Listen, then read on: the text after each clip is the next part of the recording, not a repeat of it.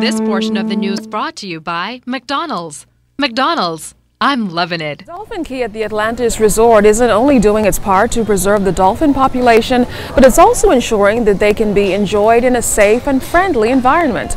Janae Noel Ferguson got deep with the dolphin, and it's a preview of one of the prizes you can win on Watch and Win.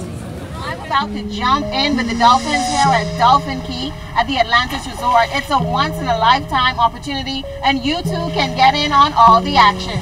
From swimming to petting and even some love, the Dolphin Key experience at Atlantis is one you won't forget. Our ZNS News team got up close with these friendly creatures. It's the perfect activity for a first date for Valentine's, or you can make it a family event. It's good fun for all the ages. The deep and shallow interaction pools give you easy access to the world's largest open marine habitat. For the dolphins, it's all about the handwork. Be sure to get in and get close. Not to be outdone, the eager sea lions also had their 15 minutes of fame. And this handsome one that I met is already in the mood for love. We're gonna seal this love match with a kiss. Sunshine is one of the oldest sea lions, not to be confused with a seal. His trainer, Stevenson and Brister, tells us a little bit about this unique creature. External ear flaps that you can see right there.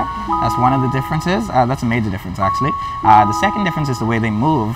If I can bring them, I can bring it down so you can see. Sunny actually walks on all fours. Sunny. No. Sunshine. Like it? Good.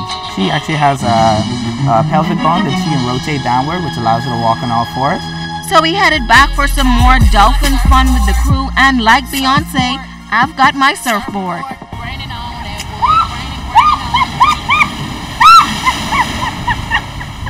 That was fun. I'm Janae Noel Ferguson, ZNS Network News. Straight ahead. Well, that seemed like an exciting time she had. Too much fun there. I want to go. I want to go. Yeah. Well, right now we're going to have a little more fun because someone is about to win our first Valentine's promotion on our Watch and Win tonight. And Larry Smith, who's the director of the Food and Beverage Department here at the Atlantis Resort, has the honors. So take it away. And spin and spin and spin and roll. Okay. And who is it going to be? Lucky winner, thank you for winning ticket. And so the winner of our first prize, which is, by the way, going to be dinner for two at the Nobu restaurant, one of the series of restaurants here at the Atlantis, goes to Tanya Johnson. Tanya Johnson, you're the lucky winner of a dinner for two at the Nobu restaurant. So we'll be contacting you for how you can get your prize. And she may probably want to bring her Valentine over for a nice dinner. Right. And that'll be a fun time. We want to remind you, though, not to go to our Facebook. All of the Watch and Win promotions are going through our website. So log on to www.znsbahamas.com. You'll see the prompts and take it from there. All right. And thank you to Mr. Larry Smith of the Atlantis. Thank you. Okay, bye-bye. Well, there's other news tonight. An unfortunate story. Police investigating a double shooting in the quiet community of Blue Hills Estates, which has left a mother and her son in hospital. It was the end result of a bold daylight home invasion. Two masked men are being blamed. Tonight, our Clint Watson reports on the horrific ordeal and what neighbors and religious leaders are saying. The quiet community of Blue Hill Estates, the target of a bold, tragic home invasion that has left retired College of the Bahamas lecturer 68-year-old Judith Blair in surgery after being shot to the stomach, and her enterprising son and businessman 34-year-old Marvin Blair in the trauma section, nursing a gunshot wound to the torso. Head of CDU, Superintendent Paul Roll, said the two got the injuries following a home invasion around 2:30 p.m. by two masked gunmen while Ms. Blair was tutoring her grandson. The men were reportedly in search for cash.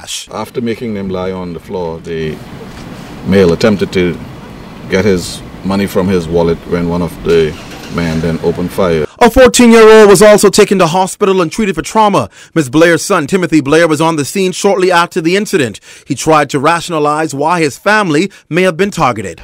I guess because it's a semi-commercial district and you have a school, and it used to be a preschool. So I guess a person perhaps might have thought it might have been a ready target, and they should probably. It seemed to be a random act of crime, and we just have to be aware and be prepared to deal with it.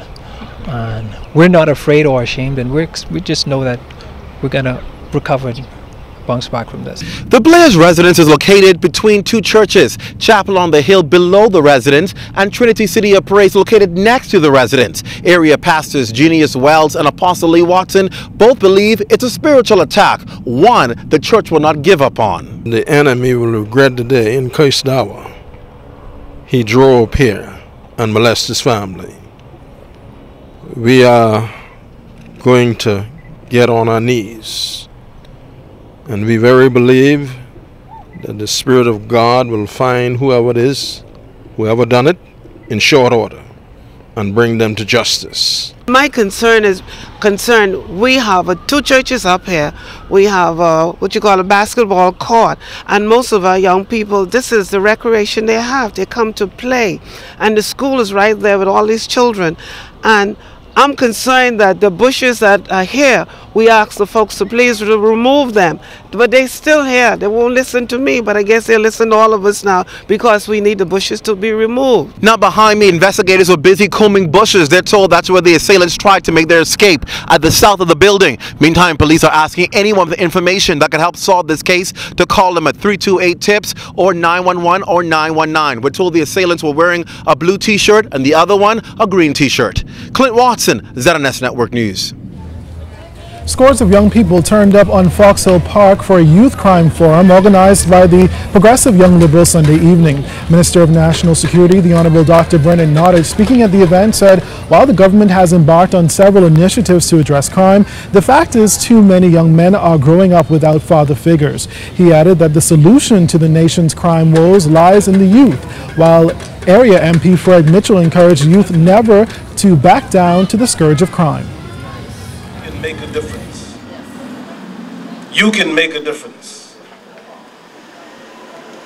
You know, they have certain communities in this town and they paint us as being criminals, as being negative influences, but the truth of the matter is that in each of us there's that characteristic, and it's going to take all of us, just like you said, working together to make a difference. The book of Job, if you read it, explains to you that despite the fact that God is all good and all powerful, there's still evil in the world. And we always have to live with the consequences of evil in the world. But it is a constant battle to fight evil. And we must never step back from it and never let anybody intimidate us or frighten us. And that's the anti-crime message, if I have one. And to share this message.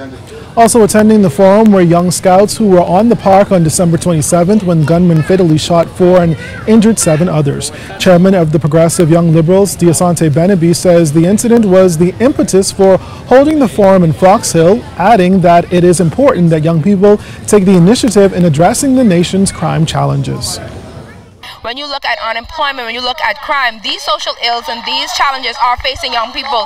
But while the few are feeling these challenges, there's also young people that have the solutions, the ideas, and also the peer-to-peer support. And here we are. We're able to have all of our young people come together from various communities and say, hey, Foxhill, we're here for you. And if we can all do our part, like Minister Nottage said and Minister Mitchell, I believe that we can see a big difference.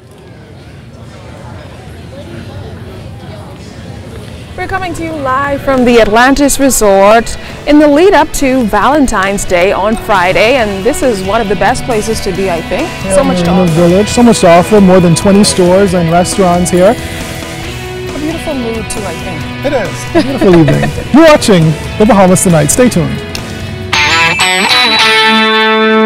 This portion of the news was brought to you by McDonald's. McDonald's, I'm loving it.